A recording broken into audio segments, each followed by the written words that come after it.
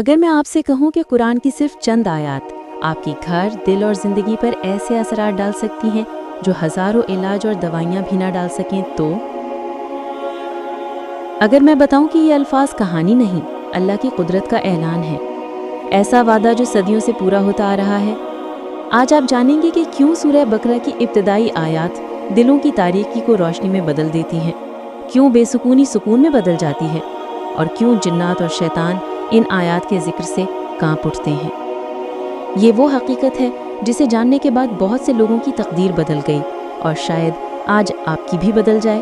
ایک چھوٹے سے شہر میں حسن نام کا ایک نوجوان رہتا تھا۔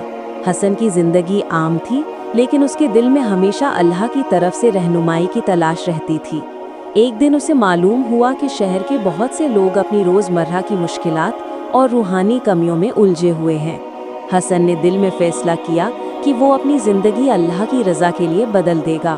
اس نے روزانہ سورہ البقرہ کی تلاوت شروع کی اور ہر آیت پر غور و فکر کیا۔ دن بدن اس کے دل میں ایک روشنی پیدا ہونے لگی اور اس کی سوچ بدل گئی۔ ایک دن ایک غریب اور پریشان شخص حسن کے پاس آیا۔ وہ انسان اپنی زندگی کی مشکلات سے تنگ آ چکا تھا۔ حسن نے دل میں سوچا، میرے پاس تو کچھ خاص نہیں، میں کیا کر سکتا ہوں؟ تب اسے یاد آیا سورہ البقرہ کی ایک آیت، اور اللہ ہی سے ڈرو اور اگر تم سچے ہو تو وہ کافی ہے۔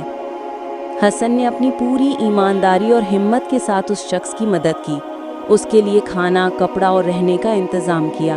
غریب انسان کی پریشانی دور ہوئی اور وہ حسن کا شکر ادا کرتا ہوا چلا گیا۔ اس واقعے کے بعد حسن نے محسوس کیا کہ جب انسان اللہ پر بھروسہ رکھتا ہے اور اس کی راہ میں نیک اعمال کرتا ہے تو نہ صرف اس کی اپنی زندگی میں سکون آتا ہے بلکہ دوسروں کی زندگی بھی بہتر ہوتی ہے۔ یہ واقعہ ہمیں سکھاتا ہے کہ ایمان اور نیکی کا سفر چھوٹے چھوٹے اعمال سے شروع ہوتا ہے اور ہر نیک عمل اللہ کے نزدیک قیمتی ہوتا ہے۔